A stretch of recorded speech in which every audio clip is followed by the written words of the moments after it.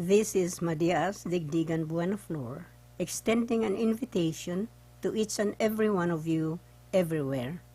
As my way of commemorating the 75th anniversary of the end of World War II, I will read and serialize my novel, The Blood of Three, starting on Tuesday, August 27, and continuing episodes on Tuesdays and Thursdays.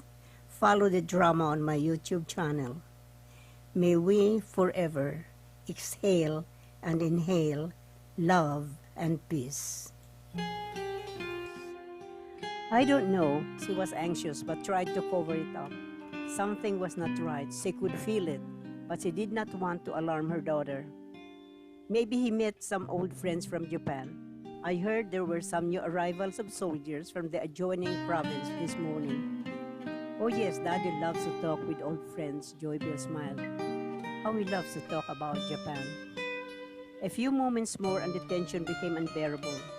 Lota could no longer hide her anxiety. Something must be wrong. Stay here, Joybill. I'll go to the garrison and check. I'll go with you, Mommy. No, you stay home. I'll be fine. But Mommy, I want to see Daddy, please. All right, let's hurry. The two, nervous and worried, walked through the night to the garrison. A guard who knew them well led them to a structure where they found Mr. Miura, bruised and bleeding.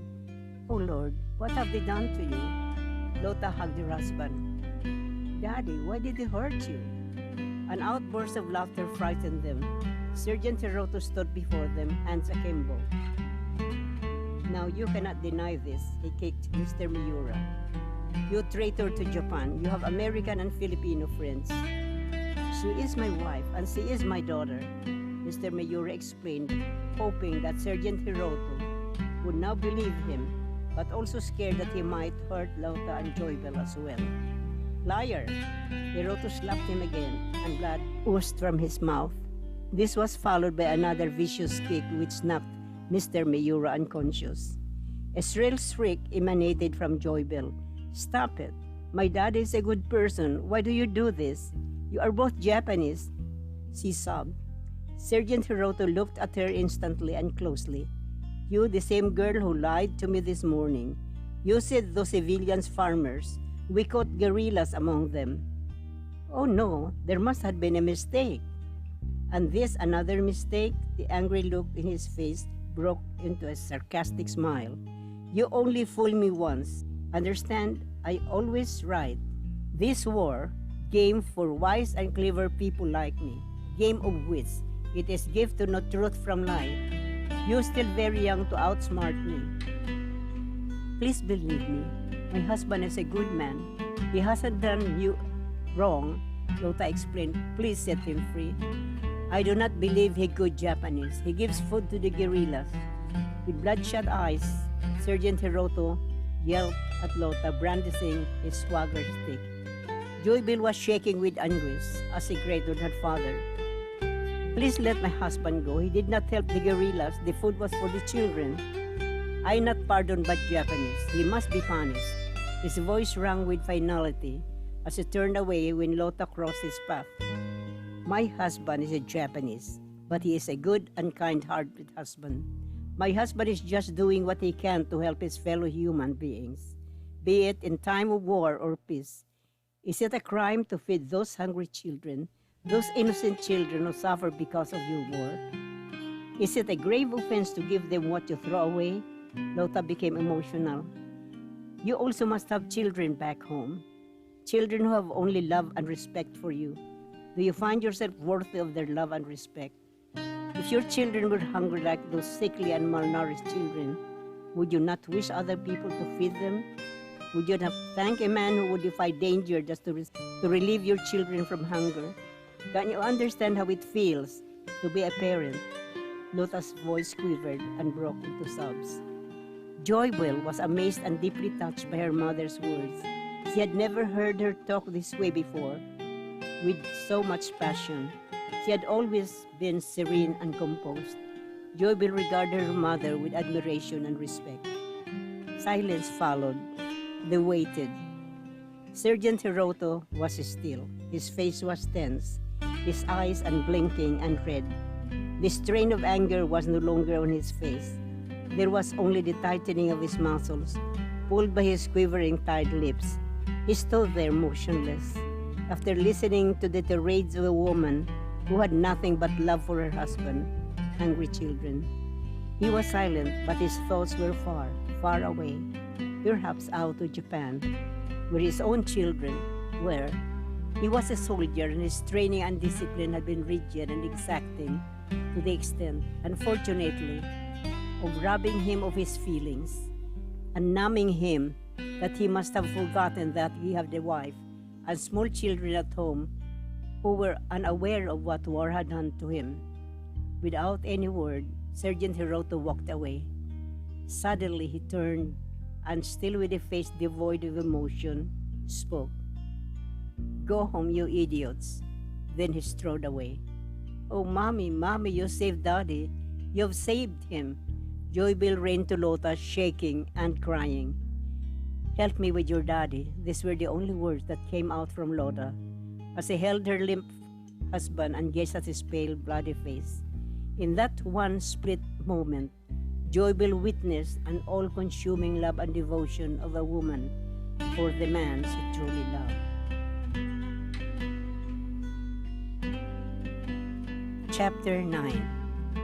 Very early the next morning, Dizon walked out of the hut after making sure that Ernesto was still sound asleep.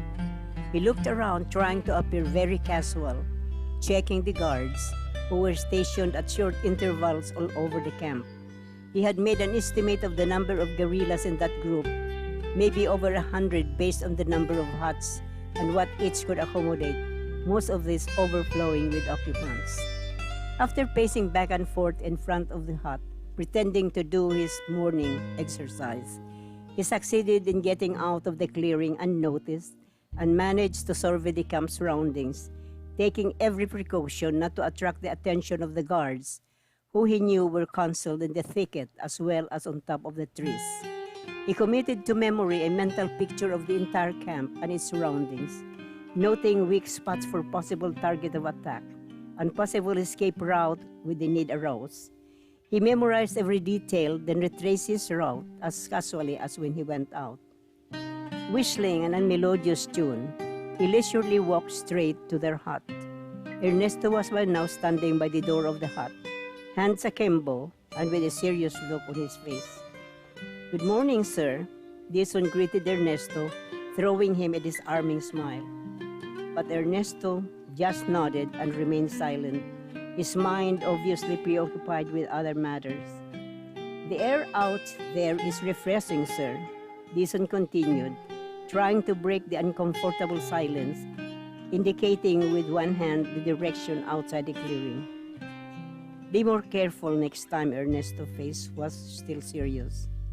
"The guards excuse no trespassers. They could mistake you for one. Not everybody knows you are one of us." "I remember that, sir." Dizon apologized, then sat down on the log just in front of the hut. "I had to look around, sir. You see, I almost got lost last night. Personal necessity prompted me to go out there, sir." Ernesto listened. Was Dizon lying, or was he just being too paranoid? But before Ernesto could answer this himself, the young man came. "Captain Duran, Colonel Holt needs you right away." "I'll follow." Ernesto dismissed the man. After tucking his pistol in his waist, Ernesto left. Dizon was left thinking, why this sudden change in him? He was no longer the amiable man I met yesterday. Does he have doubts about me? His mind was running wild. He was aware that he must be more careful, but just now he did not feel comfortable just sitting there while Ernesto and the colonel were having some kind of private meeting. Bothered by this situation, he was justifiably restless. He desperately needed to secure as much information as possible in the shortest time. Prolonging his stay in this camp where food was scarce and all the men on edge built up his desperation.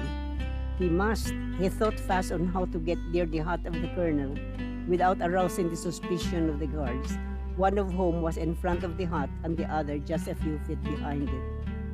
But there must be a way, he insisted, trying to mentally figure out. This is not going well. Inside the colonel's hut, the atmosphere was quite tense. But Colonel, it's not right just now sending Lieutenant Dizon to town. It's too risky, Ernesto argued. As a matter of fact, this is the best time if we have to test him before we take him into our confidence. I have my own doubts, sir, Ernesto firmly retorted. Have you got any concrete proof, Captain? Ernesto did not make any comment as he recalled the incident that evening in their huts.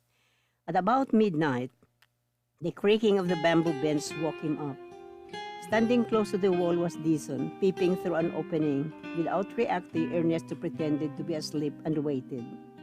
Soon the silence was followed by the soft opening and closing of the door.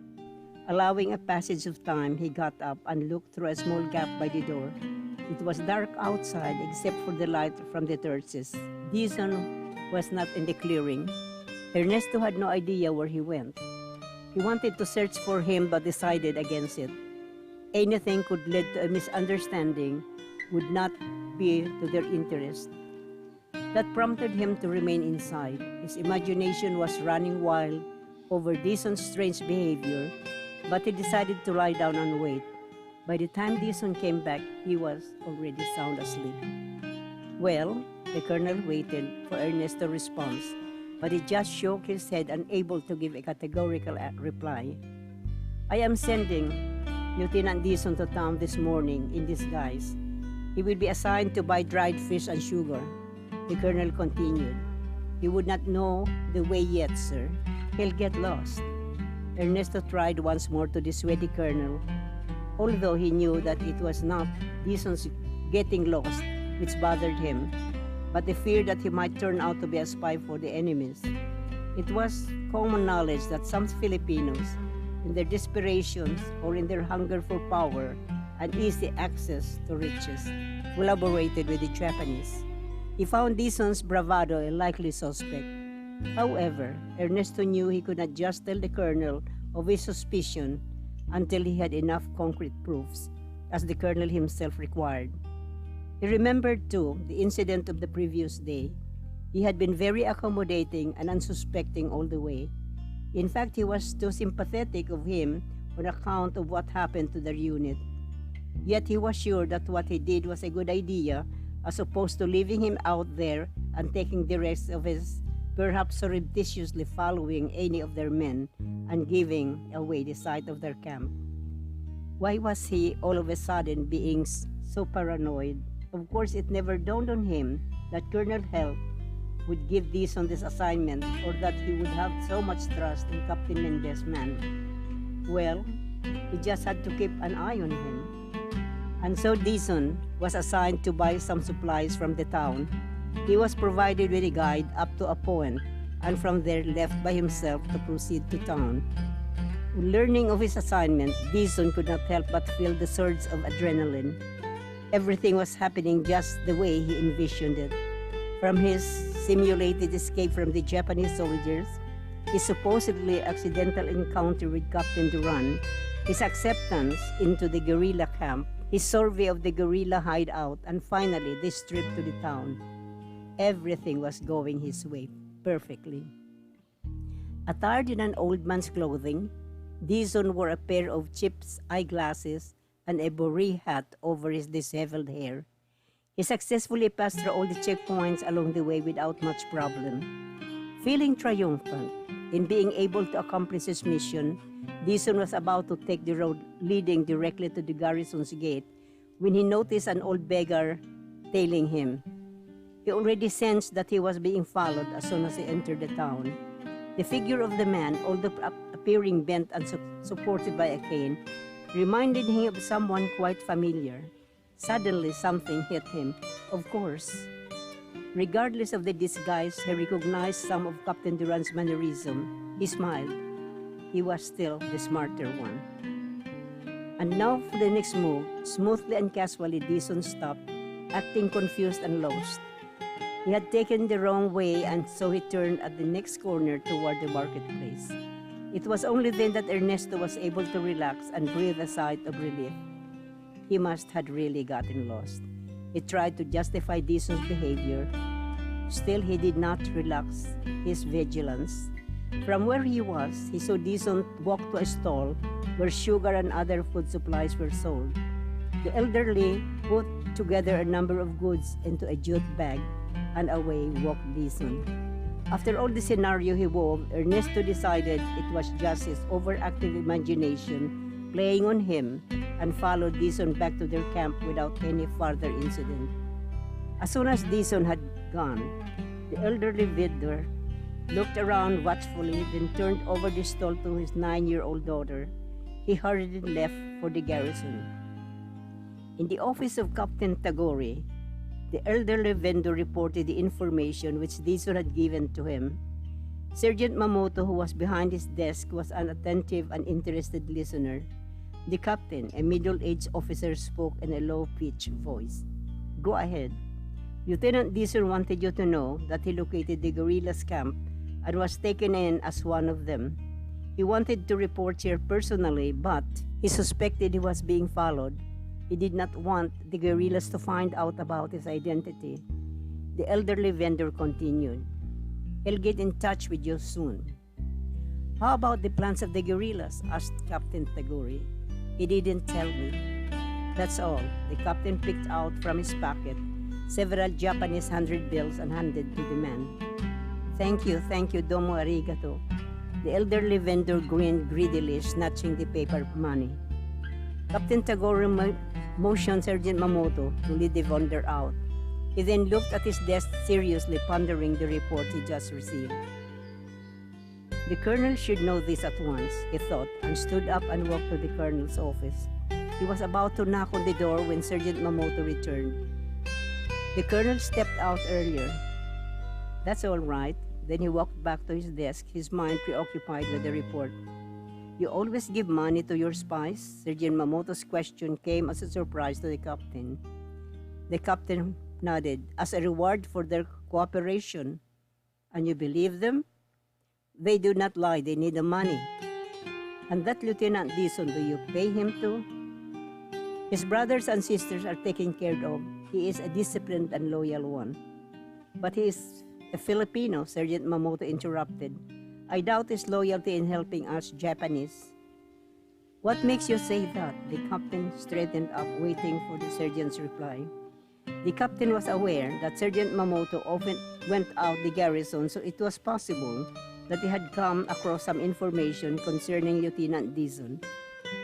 "Well, Sergeant Mamoto," the captain persisted, "if he wanted to help the Japanese, why did he not sketch the guerrilla camp? You heard about what the old man said. Lieutenant Dison suspected that he was being followed. He was wise not to compromise his identity. I trust that he'll be able to provide us with what we need soon. He is a Filipino and he's betraying his own country. Don't you think the day will come when he will betray us Japanese?" Sergeant Mamoto emphasized his point by spitting audibly into the nearby waste can and proceeded to read the papers on his desk. The captain looked at Sergeant Mamoto, then considered his words carefully. However, he had observed Lieutenant Dison personally and had supervised him during his training. He had faith in Lieutenant Dison. That's all for today, to be continued on Tuesdays and Thursdays. Thanks for being with me today. I hope you will inspire me with a like, share, and subscribe.